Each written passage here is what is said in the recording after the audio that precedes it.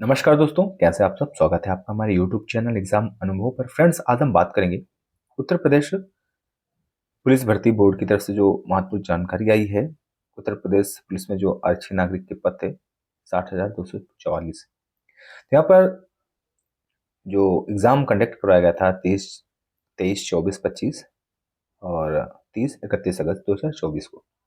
यहाँ पर हम आपको ये भी बता दें कि जो परीक्षा लिखित करवाई गई थी इसकी ये अंतिम उत्तर कुंजी है और जो कि प्रकाशन में आई है। यहाँ पे आपको ये भी बता दूं कि जो 23, 24, 25 और 30, 31 अगस्त को परीक्षा कंडक्ट करवाई गई थी, 10 पाली में परीक्षा कंडक्ट करवाई गई थी। यहाँ पर आपको अभी 1 महीने पहले भी इसकी उत्तर कुंजी ऑफिशियल वेबसाइट पे दी गई थी। यहाँ पे आपसे आपत्ति मांगी गई थी 11 सितंबर से 19 सितंबर तक, जो साक्ष्य के रूप में आपत्तियां आमंत्रित की गई थी। यहाँ पर अभ्यर्थियों से प्राप्त आपत्तियों पर विशेषज्ञों द्वारा परीक्षण किए जाने के उपरांत समस्त 10 पालियों के कुल 70 प्रश्नों पर, यानी कि टोटल जो 10 पालियों के 70 प्रश्नों पर आपत्तियां उचित पाई गई हैं, जिन पे आयोग ने विचार किया है। जैसे कुछ प्रश्न है, जैसे 25 प्रश्न यहाँ पर है, जैसे एक नंबर पे आप देख रहे हैं। 25 प्रश्नों को आयोग ने त्रुटिपूर्ण होने के कारण प्रश्नों को निरस्त कर दिया है। जैसे कि 10 पालियों में 25 प्रश्न ऐसे हैं जिनको आयोग ने डिलीट कर दिया है, निरस्त कर दिया है।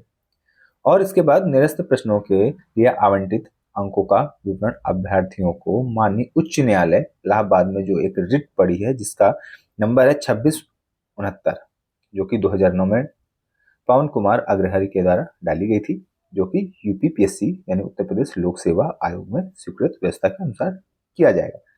अब मोटी मोटा ये है कि इसमें कि यदि नंबर यानी क्वेश्चन डिलीट कर दिया गया है तो इसका लाभ सभी अभ्यर्थी को मिलेगा।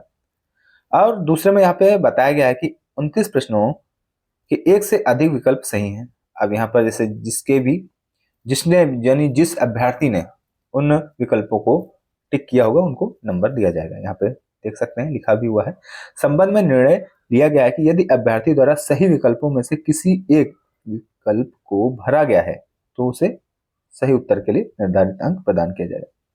अब मान सकते हैं कि जैसे किसी क्वेश्चन में यानी 1, 2 और 3, 4, ठीक है, 4, 1, 2, 3, 4, किसी ने यानी आंसर ये भी है और ये भी है, तो किसी अभ्यर्थी ने 2 को टिक किया तो उसको भी नंबर मिलेगा, और किसी अभ्यर्थी ने केवल 1 को टिक किया उसको भी नंबर मिलेगा। तो यानी कि यदि किसी क्वेश्चन में 1 से या उससे अधिक विकल्प सही हैं तो किसी ने भी कोई भी टिक लगाया होगा अभ्यर्थी ने, उसको नंबर मिलेगा। आपने 3 या 4 लगाया तो ये क्वेश्चन हटाया नहीं गया है। इस तरह के क्वेश्चन को जिसने भी टिक किया उसको नंबर दे दिए गए हैं। और यहाँ पर तीसरे नंबर पे 16 प्रश्न ऐसे हैं, और देखिए यहाँ पे 29 प्रश्न की बात हुई है अभी यहाँ पे, जिसमें 1 से अधिक आंसर सही हैं तो उनको अभ्यर्थियों के द्वारा यदि सही लगाया गया टिक तो उनको नंबर दिए गए। 16 प्रश्नों के उत्तर विकल्पों में परिवर्तन किया गया। यदि पहले उसका आंसर ए था तब उसे संशोधित करके आंसर यदि उसका सही बी माना गया तो बी को परिवर्तित कर दिया गया है, बी सही आंसर होगा। और जो अभ्यर्थी बी को टिक लगाए होंगे अब उन्हें आंसर मिलेगा, ए वालों के नंबर कम हो जाएंगे। तो यहाँ पर काफी वेरिएशन देखने को मिलेगा। 70 प्रश्न कम नहीं होते हैं। किसी यदि 10 पाली एवरेज भी मान के चलें तो किसी पाली में 5 क्वेश्चन से कम नहीं आ रहा है। किसी में 7 होंगे, किसी में 10 होंगे, किसी में 3 होंगे, तो एवरेज मान सकते हैं कि हर पाली में 5 प्रश्न एवरेज आ रहे हैं। ऐसे तो 7 आते हैं मगर हम 7 ना मान के 5 मान रहा हूं। अभ्यर्थियों को बोर्ड की वेबसाइट यहाँ पे दी गई है UPPBPB, यहाँ पर जाके आप, और हाँ UPPBPB.gov.in अवश्य देख लीजिएगा, क्योंकि यहाँ पे जो आजकल क्लोन साइट चल रही हैं उन्हें आप उनसे बचना है, और क्योंकि साइबर फ्रॉड भी बहुत चल रहे हैं, तो इससे बचने के लिए आप ये चीज जरूर देखिएगा .gov.in। और यहाँ पर अपना registration number, date of birth और जो कि प्रश्न पुस्तिका क्रमांक की सहायता से लॉगिन कर सकते हैं, जिसमें प्रत्येक अभ्यर्थी अपनी अंतिम उत्तर कुंजी 9 नवंबर तक देख सकते हैं।